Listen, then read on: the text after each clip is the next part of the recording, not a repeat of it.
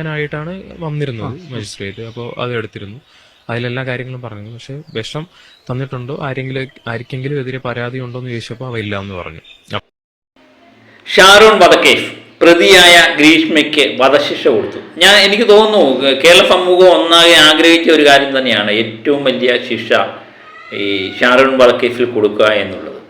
നിഷ്കളങ്കനായൊരു ചെറുപ്പക്കാരനായിരുന്നു ഷാരോൺ എന്ന് പറയുന്നത്. അദ്ദേഹത്തിൻ്റെ കഥകൾ മൊത്തം കേട്ട് കഴിയുമ്പോൾ നിഷ്കളങ്കനായൊരു മനുഷ്യൻ അദ്ദേഹത്തെ വളരെ ബുദ്ധിപരമായ നീക്കങ്ങളിലൂടെ ജ്യൂസിൽ കഷായമൊക്കെ കലർത്തി പല പ്രാവശ്യം കൊലപാതകത്തിന് ശ്രമിച്ചെങ്കിലും അവസാനം ആ സ്നേഹത്തിൽ ഗ്രീഷ്മയോടുള്ള സ്നേഹത്തിന് മുമ്പിൽ ഷാരോൺ വീഴുകയാണെന്ന് ചെയ്തത്.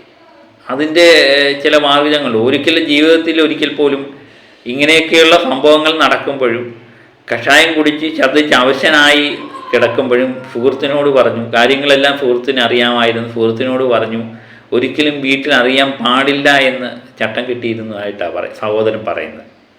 അതുപോലെ തന്നെ എനിക്ക് തോന്നിയ വേറെ ഒരു കാര്യമുണ്ട്, ഗ്രീഷ്മയെ ഷാരോൺ എന്തുമാത്രം സ്നേഹിച്ചിരുന്നു എന്നുള്ളത്. ഇപ്പം ആധുനിക തലത്തിൽ പലപ്പോഴും നമ്മൾ ചർച്ച ചെയ്യുന്ന ഒരു വിഷയമാണ്, ചെറുപ്പക്കാരെല്ലാം തന്നെ പെൺപിള്ളേരെ തേച്ചിട്ട് പോകുന്നുള്ള കഥകളാണ് ഒത്തിരി കേൾക്കുന്നത്.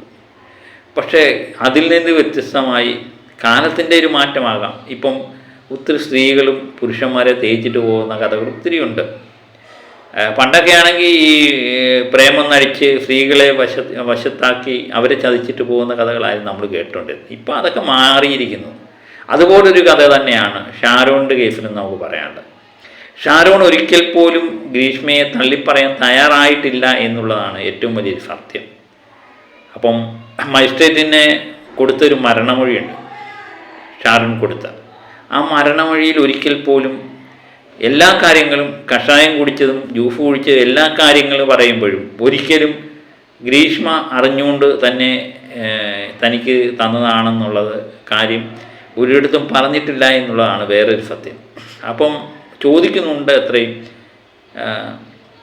ആരും ഇതിന് ഉത്തരവാദി അല്ല എന്നുള്ള രീതിയിൽ തന്നെയാണ് മൊഴി കൊടുക്കുന്നതായിട്ടാണ് സഹോദരൻ പറയുന്നത്. സഹോദരൻ്റെ വാക്കുകൾ നമുക്കൊന്ന് കേൾക്കാം. ഗാന്ധിയാണ് മജിസ്ട്രേറ്റ് വന്നിട്ട് മൊഴിയെടുക്കുന്നത്.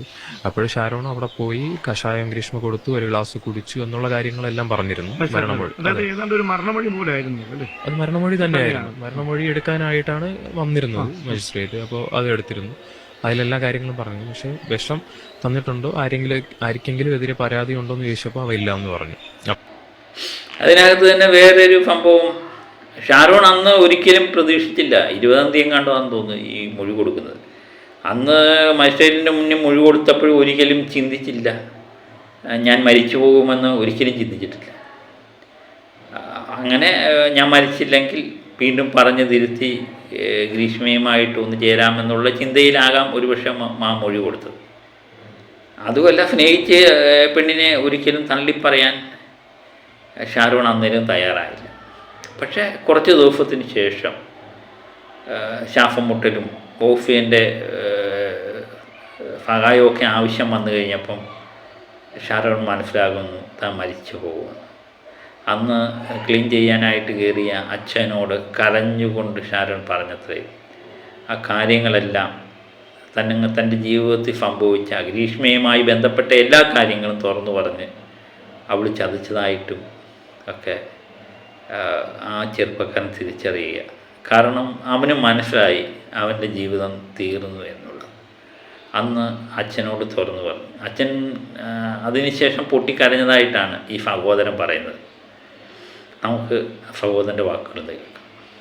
ഷാരോൺ 22 അവൻ മരിക്കുമെന്ന് അവനെ ഏകദേശം ഉറപ്പായപ്പോൾ, അതായത് അവന് ശ്വാസം എടുക്കാനുള്ള ബുദ്ധിമുട്ടൊക്കെ തുടങ്ങി കഴിഞ്ഞപ്പോഴത്തേക്കും പപ്പയെടുത്ത് അന്ന് രാവിലെ പപ്പ ഇത് ICUവിൽ ക്ലീനാക്കാൻ പോയപ്പോഴത്തേക്കും പപ്പയെടുത്ത് ഷാരോൺ പറഞ്ഞു, പപ്പനെ ആദ്യം മരിച്ചു പോകുമെന്ന് ആദ്യം പറഞ്ഞത്, പപ്പനെ മരിക്കും, ഇത് ഇങ്ങനെ ഗ്രീഷ്മയുടെ വീട്ടിൽ പോയ തൊട്ടുള്ള കാര്യങ്ങൾ മൊത്തം എല്ലാം പറഞ്ഞു. അപ്പം ഇങ്ങനെയായിരുന്നു, ഞങ്ങൾ ഇങ്ങനെയുള്ള റിലേഷൻ ഉണ്ടായിരുന്നു, അവിടെ പോയി അവളെനിക്ക് കഷായം തന്നു, അതിന് ശേഷമാണ് ഇങ്ങനെ വന്നത്, അവളെനിക്കെന്തോ അതിൽ ചേർത്ത് തന്നിട്ടുണ്ട് പപ്പ എന്ന് വളരെ വ്യക്തമായിട്ട് അവൻ പറഞ്ഞു.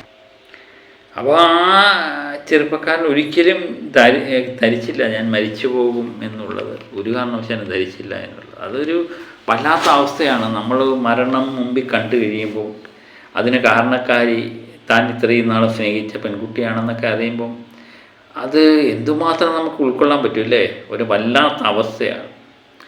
അപ്പം അതാണ് ഷാരോണിനോട് നമുക്ക് ഇത്രമേൽ സ്നേഹം തോന്നാനുള്ളൊരു കാരണം. അവൻ എന്നിട്ട് പോലും താൻ സ്നേഹിച്ച പെൺകുട്ടിയെ ഒറ്റുകൊടുക്കാൻ തയ്യാറായില്ല എന്നുള്ളതാണ്.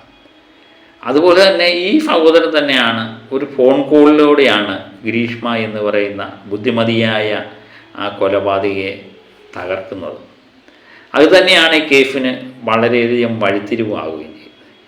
അന്ന് രേഷ്മയെ കൊണ്ട് ഈ സഹോദരൻ സമ്മതിപ്പിക്കുന്നുണ്ട്. കാരണം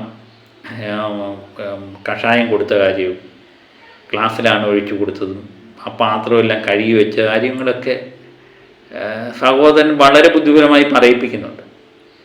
അപ്പോൾ ആയുർവേദ ഡോക്ടറായ ആ സഹോദരൻ്റെ അന്നത്തെ ഫോൺ കോള് മിക്കവാറും എല്ലാം കേട്ടതാണ്. പക്ഷേ ഇപ്പോഴത്തെ ഈ കേസുമായിട്ട് ബന്ധപ്പെട്ട ഏറ്റവും കൂടുതൽ പോലീസുകാരെയൊക്കെ സഹായിച്ചിട്ടുള്ള ഈ ഫോൺ കോളായിരിക്കും. ആ ഫോൺ കോൾ നമുക്കൊന്നും കൂടെ ഒന്ന് കേൾക്കാം. കുടിച്ചിട്ട് എങ്ങനെ ഛർദ്ദിച്ചത്? ഏത് കളറായിരുന്നു? ഗ്രീൻ കളറായിരുന്നു. ഗ്രീൻ അല്ലേ? അപ്പൊ ഞാന് വേറെ എന്തെങ്കിലും കഴിച്ചതിന്റെ മറ്റോ റിയാക്ഷൻ ആയിരിക്കും എന്ന് തന്നെയാണ് ഞാനും വിചാരിച്ചത്. നീ എങ്ങനെ ഗ്ലാസ്സിലാണോ ഒഴിച്ചു കൊടുത്തത്?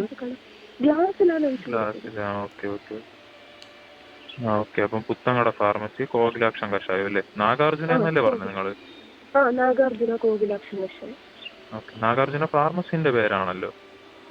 നാഗാർജുന കോകിലാക്ഷൻ കഷായം എന്നുള്ള ഇതിന്റെ ഇതാണ്, ഫോട്ടോയാണ് അവൾ എനിക്ക് അയച്ചു തന്നത്. അയച്ചു തന്നിട്ട് അവള് വാങ്ങുന്നത് പുത്തൻകടയിൽ നിന്നാണ് എന്ന് എന്റെ അടുത്ത് പറഞ്ഞു. ഞാൻ എന്തായാലും എന്നോട് വിളിച്ച് ഞാൻ ചോദിച്ചു നോക്കാം. അയാളെ നമ്പരോ അഡ്രസ്സോ കിട്ടുമെങ്കിൽ അതൊന്ന് തന്നാ. അവള് വീട്ടിൽ ഞാൻ മൊബൈലിൽ നിന്ന് എടുക്കാൻ ശ്രമിക്കുക, അല്ലാതെ അവള് തരുന്നില്ല. എനിക്ക് കാര്യമൊന്നും നേരെ കൊണ്ട് പറയാനും പറ്റില്ല. അതുകൊണ്ട് നീ ഇങ്ങനെ പറ, നിനക്കൊരു ഫ്രണ്ട് ഉണ്ട്, ഇതൊരു പെൺകുട്ടിയാണ്, അവർക്ക് ഇങ്ങനെ ഇത് സെയിം പ്രോബ്ലം ഉണ്ട്, ഇത് കാണിക്കണമെന്ന് പറയാം, കൺസൾട്ട് ചെയ്യാൻ വരുന്നു. അല്ലത് നിങ്ങൾക്ക് എന്തായിരുന്നു പ്രോബ്ലം? നിനക്കെന്താ ഇത്? എന്ത് പെയിന്? പെയിനിനോ? നടുവേദന, കാലിന്റെ അങ്ങോട്ട് അങ്ങനെയുള്ള വേദനയാണ്. അതിന് തന്നെയാണ്. നീ എത്ര വെച്ചാ കുടിക്കണത് രാവിലെ? അല്ല, എത്ര ക്വാണ്ടിറ്റി വെച്ചാ കുടിക്കണത് ഡെയിലി? എനിക്ക് 2 ഇതില് ഒരു ടൈപ്പ് ഓഫ് ഒരു സാധനമുണ്ട്, അതിൽ അളന്നിട്ട് 2 എന്തോ ആണ് തരുന്നത്. അളക്കണ സാധനത്തില് 2 എണ്ണം? 2 എണ്ണം. എപ്പോഴോ? രാവിലെ മാത്രമോ? രാവിലെ വൈകിട്ടും ഉണ്ട്. 2 നേരം? ഭയങ്കര കയ്പാണ്. കഷായം ഇപ്പൊ കയ്പാണല്ലോ, അതെനിക്കറിയാം. അതാണ് ഞാൻ പറഞ്ഞത്. ഞാൻ ഫസ്റ്റ് ദിവസം പോയി ഛർദ്ദിക്കുകയൊക്കെ ചെയ്തായിരുന്നു. അപ്പൊ ഞാൻ ഛർദ്ദിച്ചപ്പോ ഞാൻ കരുതിയത് അതിന്റെ എന്തെങ്കിലും ആയിരിക്കും എന്നൊക്കെയാണ്. അല്ല, ഇപ്പൊ എന്തായാലും എന്തോ ഉള്ളിലോട്ട് എന്തോ ഒരു ഇത് ഉള്ളിലോട്ട് പോയിട്ടുണ്ട്. അപ്പം അതാണ് ഇപ്പം എങ്ങനെയാണ് കണ്ടുപിടിക്കേണ്ടതെന്ന് പറഞ്ഞോട് അത് കണ്ടുപിടിച്ചത്. അവയെന്ന് വിളിച്ചത് ഇനി ഇത് നിന്റെ അടുത്ത് സംസാരിക്കാൻ വേണ്ടിയാണ്, കുഴപ്പമൊന്നുമില്ലെന്ന് പറയാൻ. മനസ്സിലായോ? ഒരു സമാധാനം ഇല്ലായിരുന്നു, എനിക്ക് ഒന്നും അറിയാനും പറ്റണില്ല. സജിന്റെ അടുത്ത് മെസ്സേജ് ചോദിക്കാത്തത് ഇതൊക്കെ? അതിനുശേഷം പിന്നെ ഒന്നും ചോദിച്ചില്ലല്ലോ തിങ്കളാഴ്ച അറിഞ്ഞതിന് ശേഷം? അല്ല, അത് ഇന്നലെ, അത് ഞങ്ങള് ഈ കോകിലക്ഷത്തിന്റെ കാര്യമൊക്കെ ചോദിച്ചിട്ടല്ലേ. അതിനു മുമ്പ് തിങ്കളാഴ്ച നീ അറിഞ്ഞില്ല അഡ്മിറ്റ് ആയത്. അതിനുശേഷം പിന്നെ മെസ്സേജ് ഒന്നും അയച്ചില്ലല്ലോ സജിന്, അവൻ എങ്ങനെ ഉണ്ടെന്ന് ചോദിച്ചിട്ട്.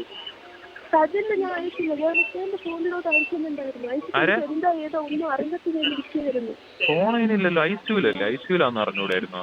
ഐസിയുലെന്ന് അവൻ പറഞ്ഞു. പറഞ്ഞില്ല അപ്പൊ സജിൻ? ഇല്ല, അതിനുശേഷമാണ് സജിൻ എന്റെ അടുത്ത് ഡീറ്റെയിൽസ് പറയുന്നത്.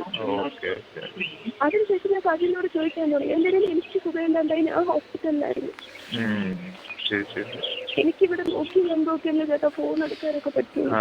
അല്ല, ഈ ഹോസ്പിറ്റലിലെ ഡോക്ടർമാരിങ്ങനെ അവർക്കിങ്ങനെ ഒരുപാട് മരുന്നിൽ എന്തെങ്കിലും റിയാക്ഷൻ ആണോ എന്നാണ് അവർക്കുള്ള ഡൗട്ട്.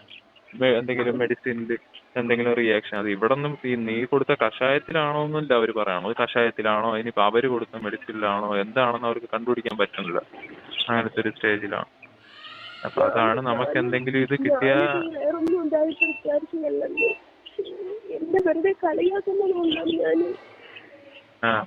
അപ്പൊ അങ്ങനെയാണ് കാര്യം. ഇപ്പം എന്തായാലും അതിനി നോക്കണം. എന്തായാലും പുത്തങ്കട ഫാർമസിയിൽ പോയിട്ട് ഡോക്ടർ അരുണല്ലേ പുത്തങ്കട ഉണ്ടായിരുന്ന ഡോക്ടർ അരുണല്ലേ?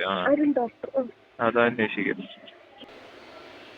ഇതിലെ ഫോൺ സംഭാഷണം കേട്ട് കഴിയുമ്പോൾ എന്ത് തന്മയത്വമായിട്ട് അവൾ അഭിനയിക്കുന്നുണ്ട് എന്നുള്ളതാണ്. അല്ല, അതാണ് ഞാൻ മനസ്സിലാകുന്നത്.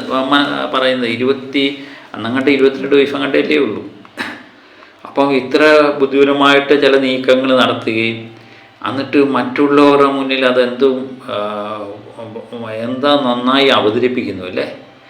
അതുപോലെ അതാണ് നമ്മൾ കേരള സമൂഹം ഒന്നാകെ പറഞ്ഞത്, ഇവള് പഠിച്ച കളി തന്നെയാണ്. ഇവള് കുടുക്കിയില്ലെങ്കിൽ അത് മറ്റുള്ള പല ചെറുപ്പക്കാർക്കും പ്രശ്നമായി മാറും എന്ന് സമൂഹം കരുതിയിരുന്നതിനുള്ളൊരു കാരണം ഇത് തന്നെയാണ്. ഇപ്പോഴത്തെ സന്ദർഭത്തിൽ ഈ വധശിക്ഷ കൊടുക്കുമ്പം എല്ലാവരും ഒരു സ്വരത്തിൽ നന്നായി പോയി എന്ന് പറയാനുള്ള ഒരു കാരണവും ഇത് തന്നെയാണ്. കാരണം ഒരു ചെറുപ്പക്കാരനെ കഷായം കൊടുത്തു, എനിക്ക് തോന്നുന്നു നമ്മുടെ ജീവിതത്തിൽ നമ്മൾ കേൾക്കാത്തൊരു സംഭവമല്ലേ, വിഷം കൊടുത്തു കൊന്നു എന്ന് പറയാം. അത് കഷായത്തിൽ വിഷം കൊടുത്തു. കഷായത്തിൽ വിഷം കൊടുത്തതെന്ന് പറഞ്ഞാൽ അതിൻ്റെ വിഷത്തിൻ്റെ അറിയാതിരിക്കാൻ വേണ്ടി ചെയ്ത ഒരു സംഗതിയാണ്. അപ്പം അത് എന്തുമാത്രം അത് വീട്ടുകാരറിഞ്ഞിട്ടും അത് ചോദിച്ചപ്പോഴും വളരെ ബുദ്ധിപരമായ നീക്കങ്ങളിലൂടെ ഞാൻ എന്തുമാത്രം വിഷമിച്ചു എന്നറിയിട്ട് എനിക്ക് യാതൊന്നും ഉറങ്ങാൻ പോലും പറ്റുന്നില്ല എന്നൊക്കെ പറഞ്ഞ് ഭയങ്കരമായിട്ട് അഭിനയിച്ച് പഠിപ്പിക്കാൻ അവർക്ക് കഴിയുന്നുണ്ട് എന്നുള്ളതാണ്. എനിക്ക് തോന്നുന്നു ഇത് കേസ് പിടിച്ചപ്പോഴും വളരെ കൂളായിട്ട് അവൾ സംസാരിക്കുന്നതും മറ്റവരോട് അവൾക്ക് ഒരു പരിധിവരെ എനിക്ക് തോന്നുന്നു അവർ ഇതെല്ലാം തന്നെ നേരത്തെ തന്നെ പ്ലാൻ ചെയ്ത രീതി തന്നെയാണ്. അപ്പോൾ നല്ല മനസ്സിന് തൻ്റെ ഇടമില്ലാത്തൊരു സമർത്ഥമായ കരുനീക്കങ്ങളിലൂടെ ചെയ്യാൻ കഴിയുമെന്ന് അവൾ നേരത്തെ തന്നെ ധരിച്ചിരുന്നു, ചിന്തിച്ചിരുന്നു. അതും അവൾ പ്രാവർത്തികമാക്കുകയും ചെയ്തു. അപ്പം അതിനുവേണ്ടി എനിക്ക് തോന്നുന്നു അവളുടെ ജീവിതത്തിലെ ഏറ്റവും വലിയ ഏറ്റവും വലിയൊരു തെറ്റ് എന്ന് പറയുന്നത് സ്നേഹിക്കാൻ മാത്രം അറിയാവുന്ന ആ ചെറുപ്പക്കാരനെ ഇല്ലാതാക്കി എന്നുള്ള ഒരു കുറ്റബോധം അവരുടെ ജീവിതത്തിൽ എന്നും എപ്പോഴെങ്കിലുമൊക്കെ ഉണ്ടാകട്ടെ. ഇപ്പോൾ ഉണ്ടായിട്ടുണ്ടോ എന്ന് നമുക്കറിയില്ല. അവളുടെ തെറ്റ് തുറന്ന് സമ്മതിച്ചെങ്കിലുണ്ടോ എന്നും നമുക്കറിയില്ല. പക്ഷെ അത് ജീവിതത്തിൽ എപ്പോഴും അവർക്ക് വധശിക്ഷ കൊടുത്തില്ലെങ്കിലും ഇനി നാളെ ഈ വധശിക്ഷ റദ്ദാക്കിയാൽ പോലും അവളുടെ ജീവിതത്തിൽ ഈ കുറ്റബോധം നീറി അവളുടെ ജീവിതം അവസാനിപ്പിക്കും എന്ന് തന്നെ നമുക്ക് പ്രതീക്ഷിക്കാം. അതിനുവേണ്ടി നമുക്ക് കാത്തിരിക്കാം. അപ്പോൾ മറ്റൊരു വിഷയമായി വീണ്ടും എത്താം. Okay, by.